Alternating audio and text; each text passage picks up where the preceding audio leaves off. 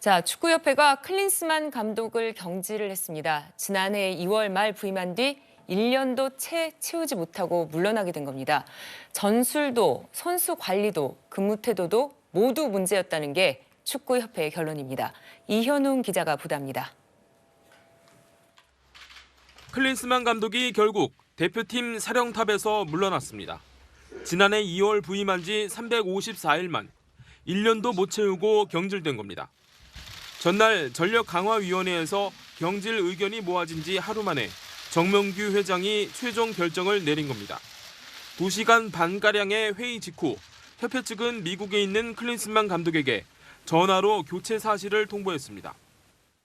감독으로서의 경쟁력과 태도가 국민의 기대치와 정서에 미치지 못하였고 앞으로 개선되기 힘들다는 판단이 있어 월드컵 2차 예선에서 사령탑을 교체하기로 결정.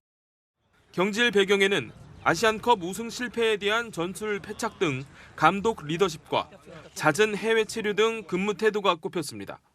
클린스만 감독은 SNS에 13경기 무패 행진과 함께 놀라운 여정이었다며 마지막 메시지를 남겼습니다.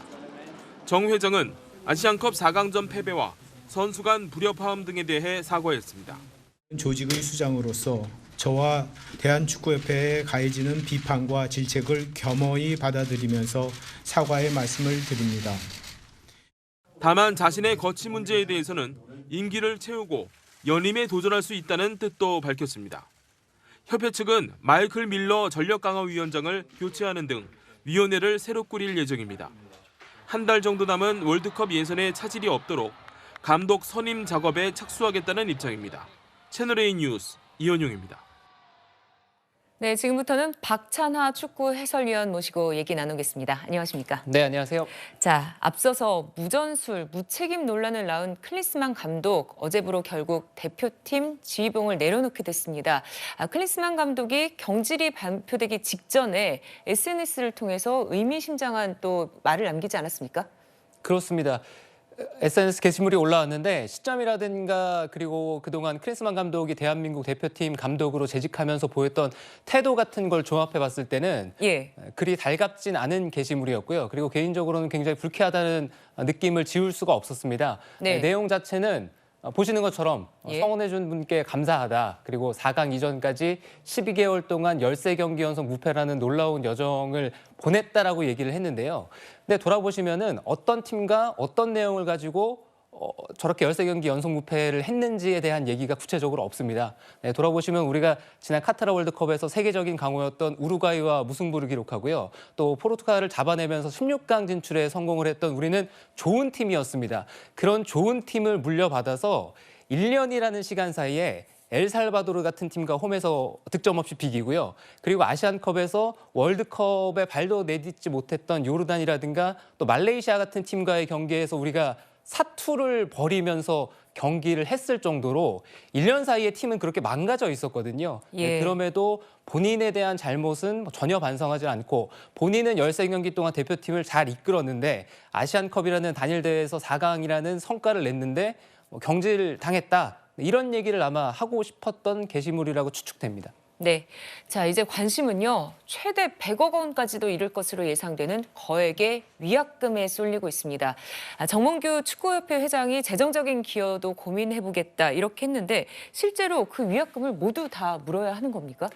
자세한 내용은 아마 밝혀지지 않을 겁니다. 왜냐하면 계약서가 공개되지 않는 이상 서로 위약금에 대한 부분이 어떻게 정리가 되는지 저희로서는 알 길이 없고요. 그리고 일반적으로 계약서를 작성할 때 비밀 유지 조항이라고 해서 계약서 내용 자체가 외부적으로 공개되는 것을 막는 조항을 삽입하는 게 일반적이거든요. 그렇기 때문에 계약 내용이 정확하게 어떻게 되어 있는지, 그리고 일반적으로 우리가 이제 위약금이라고 하면은 내가 사임하는 게 아닌 이상 지금은 경질되는 상황이잖아요. 일반적으로 위약금은 향후 계약 기간에 대한 잔여 연봉을 일반적으로 계약금이라고 보면 되는데 그 위약금 역시도 계약 내용에 따라서 어느 정도 기간이 지나면은 몇 퍼센트로 줄고 이런 내용이 삽입되어 있을 수도 있습니다. 하지만 정확하게 저희가 계약 내용을 알 수가 없기 때문에 지금으로서는 추정을 하고 있는 단계고요. 클린스만 감독의 연봉 자체가 어느 정도였으니까 클린스만 감독의 위약금 그리고 코칭 스태프 스텝들의 위약금 문제도 있을 거잖아요. 그래서 100억 원 정도의 얘기가 나오고 있는데 네. 정몽규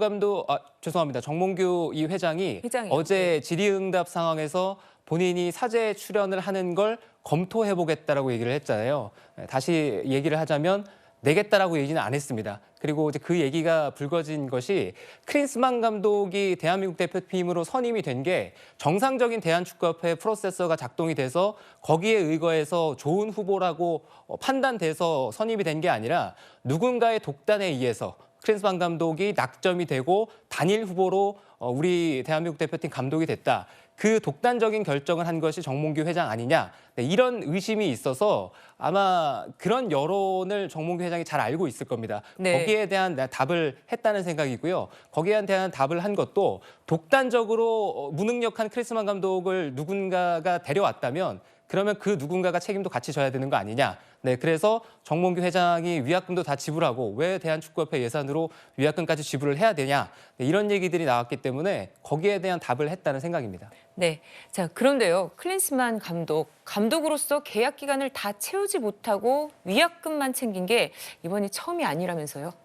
근데 일반적으로 감독들이 위약금을 여러 차례 받는 감독들은 많이 있습니다. 네. 그것은 이제 감독이 계약을 함에 있어서 계약 기간을 다 채우느냐 아니면 본인이 사임을 하느냐. 그러니까 우리나라 대표팀에서 지금 중도 해임된 것처럼 경질이 되느냐에 따라서 사임을 하게 되면은 위약금은 발생하지 않거든요. 근데 경질이 되면은 잔여 계약 기간에 대해서 일반적으로 위약금을 이제 지불해야 되니까 그런 상황인데 클린스만 감독은 역대로 독일 대표팀 감독을 시작을 했고요. 그리고 나서 바이른 뮌헨이라는 독일 분데스리가 지금 김민재 선수가 뛰고 있는 거대한 팀이죠. 네. 좋은 팀 감독을 했고 그리고 나서 미국 대표팀 그리고 헤르타 베를린이라는 또 분데스리가 클럽을 잠깐 맡았습니다. 근데 그동안 클린스만 감독이 대표팀 뿐만 아니라 이제 클럽팀을 갔던 그 과거 사례들을 비춰보면 독일 대표팀은 계약이 만료가 됐고요. 네. 거기서는 위약금이 발생하지 않았고 바이에른 뮌헨은 중간에 경질이 됐습니다. 아마 거기서도 위약금이 발생을 했을 거고요.